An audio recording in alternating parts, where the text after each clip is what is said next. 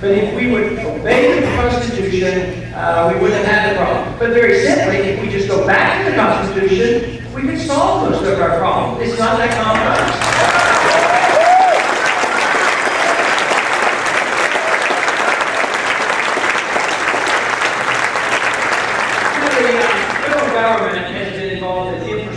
For a long time, even from the very beginning. Now, I could devise a theoretical free society where you still wouldn't even have the federal government doing much of anything, even that. But seeing the fact that we've been involved in infrastructure for a long time, just think of what's happened here the last couple of days.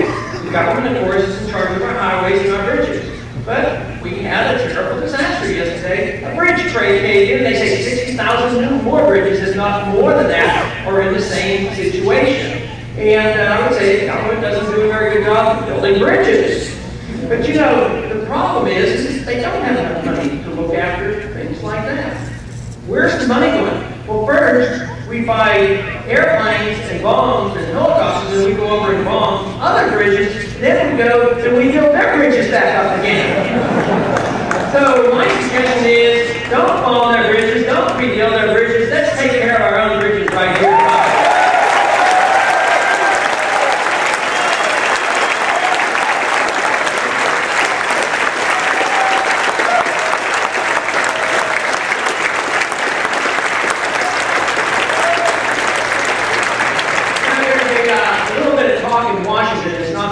Even coming from the other party these days, although they were elected to end the war, they're talking about redeployment, that is, move back this way and that way, but not to leave. But as long as we're there, we're going to be antagonizing some people.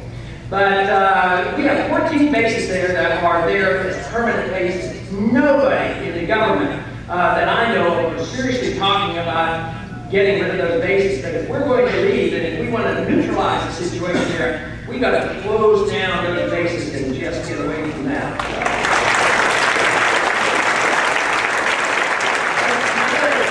Another obscene expenditure that I imagine many of you have heard about, and that is the embassy that we built there. And it's bigger than the Vatican. We're spending nearly, we're spending nearly $1 billion building this embassy. And they're going to have this huge, wall around it, like they're going to protect it. It's sort of like, where's their thinking? I mean, what century are they in? Are they still back thinking they're building a China wall or something? But here they are, they don't even know about mortars coming over. It just doesn't make any sense. And even today, during the green zone over there, you're not particularly safe. But it is understanding the culture, the history of that area, understanding our Constitution, and all these things seem so clear to some of us, and yet in Washington it continues. So the question always comes to me, why? Why did they do it? What's the purpose of that? I don't know the exact answer, because I think there are quite a few different answers for why our government pursues this, whether it's the Democrats or the Republicans. And quite frankly, I think oil has a lot to do with it. A lot to do with protecting this old mercantilistic idea that you have to protect your natural resources, and if you did, you wouldn't get any. But Japan doesn't sit around worrying about how they're going to get their oil. They just go to Amsterdam and buy it. And we don't have to have this idea that we protect our oil. That's why we were told we went into the Persian Gulf War, which is really the war we have now is a continuation of that. It's all about oil. But it's all, some people are, idealistic about spreading democracy. Sometimes I wonder, we probably ought to worry more about a democracy here at home rather than pretending that we can spread it around the world.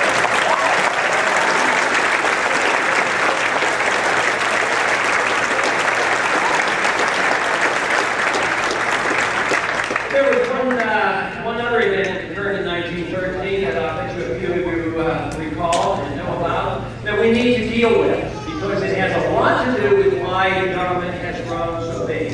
And that is, we need to address the subject of the Federal Reserve. We need to get rid of it.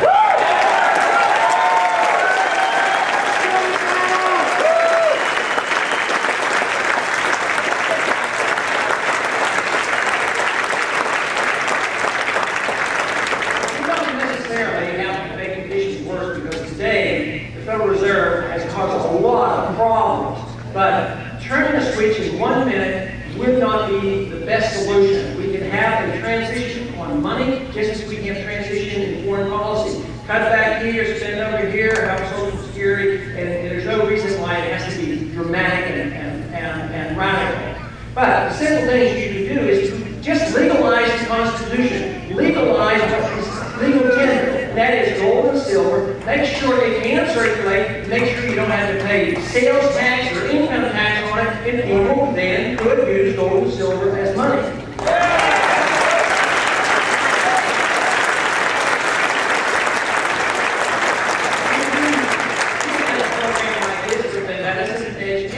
Education, of course, now is totally controlled almost by our federal government. In the old days of the Republican Party, like 20 years ago, they used to run on getting rid of the Department of Education. Not anymore. We get in charge and we double the size of the Department of Education. So the best thing there is, you know, under the Constitution, you'd have public schools, but they'd be run locally. All my kids and our grandchildren all went through public school. But we have to make sure freedom is legal, that we don't make it so that they outlaw our choices. So we have to be certain that the government never comes along and says you can't homeschool or you can't have private schools. You have to make it available. And the one way you can encourage that is to make sure that those who educate their own children get tax credit, get some of their money back.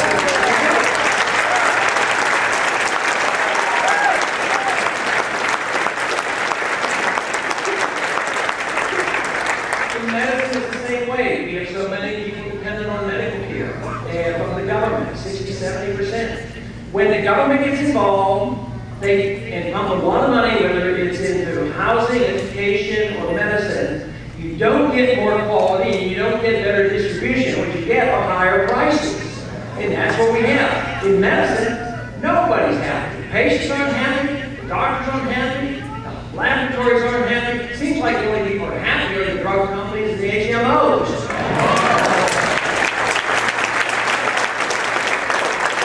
There's on the middleman now in medical care. So our choices haven't been very good.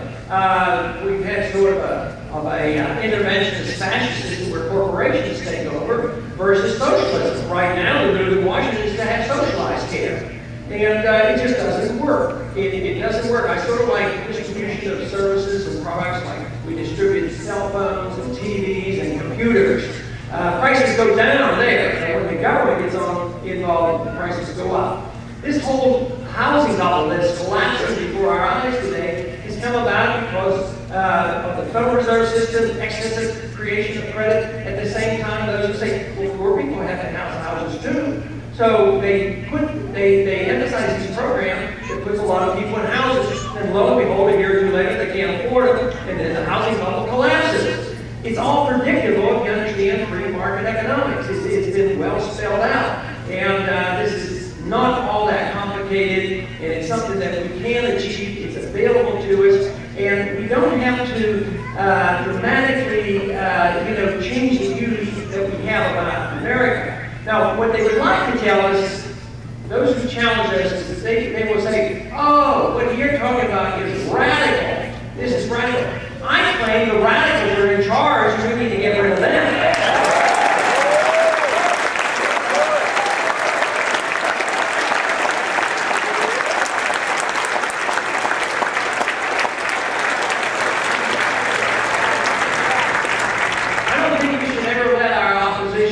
Tell us that we don't care. That is the ploy that they always use. The bleeding heart say, we care, we're going to give them a free house and free food and free medical care and free education.